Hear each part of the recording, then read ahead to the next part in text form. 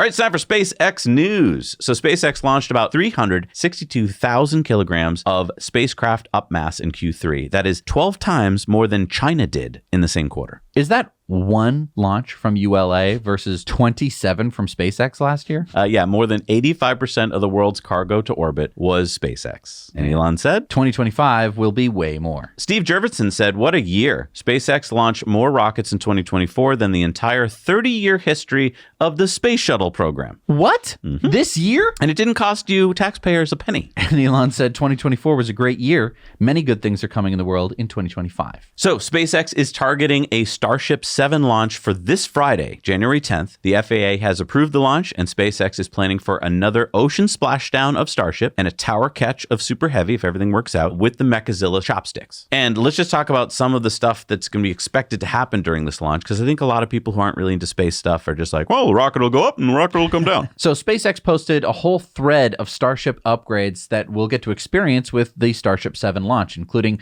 a smaller forward flaps, redesigned propulsion system with 25% increase in propellant volume, avionics upgrades, Starlink streaming upgrades, and a lot more. So check out the SpaceX X thread for more. Starlink posted, and with a glimpse of the future, views from Starship entering Earth's atmosphere were made possible by Starlink. Soon, Starship will launch our V3 Starlink satellites, which will add 60 terabits per second of capacity to the network per launch, more than 20 times per Falcon 9 launch today. And Elon said this will be a game changer, alien level technology. Starlink went on to say SpaceX's first launch of 2024 deployed our first set of Starlink sats with the direct-to-cell capability to help end cell phone dead zones. Today, the direct-to-cell constellation is nearly 10 times the size of all other operators pursuing a similar capability combined. And Elon said within a few years, SpaceX direct-to-cell capability will improve by more than an order of magnitude due to increased satellite count and improved technology. And Starlink posted, this past year, we activated Starlink in 27 new markets and are now covering a global area home to 2.8 billion people, including those who live in some of the most remote places on Earth. And I think during video contributor stories today, we're going to see an example of that, aren't we? Yes, we are. Starlink said, with Falcon 9's increased launch rate and the enhanced V2 mini satellites, we were able to add more than 300 terabits per second of capacity to the network. I mean, look at that chart.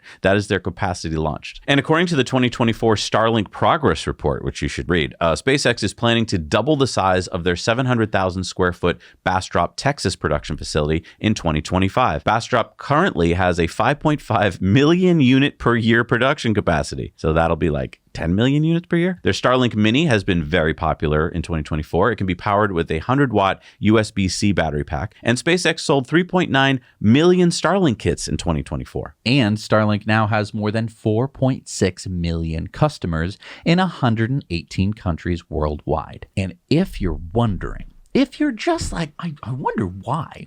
I wonder why the Legacy Media hates Elon Musk. Look who owns Legacy Media, and then look at what Elon is doing. Think about it for a second. If Starship is going to be able to put 20 times the amount of throughput into the sky every launch than a Falcon 9, and they're starting direct-to-cell coverage, well then, doesn't that mean that Starlink is now competing with every telecom on the planet?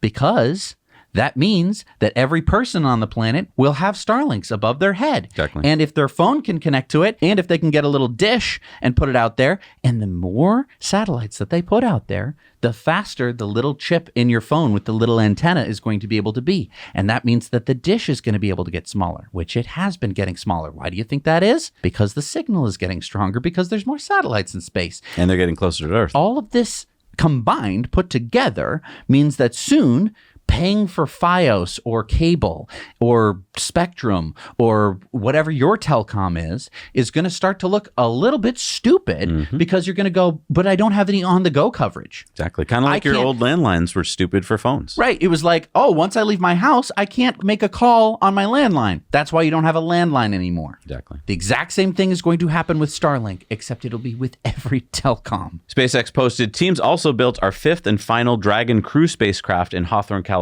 Next stop is Florida, where teams will prepare Dragon for its first mission to orbit. So the name of the spacecraft is the C213. Crew 10 will be its inaugural mission scheduled for March, bringing 4 astronauts to the ISS from Florida. I was surprised to hear this will be the last Crew Dragon, because guess what's next? Starship. Hey, everybody. Thanks so much for watching Now You Know Clips. You can watch full episodes of Tesla Time News on Tuesdays and in-depths on Fridays. Just click the link down below and head over to the Now You Know channel.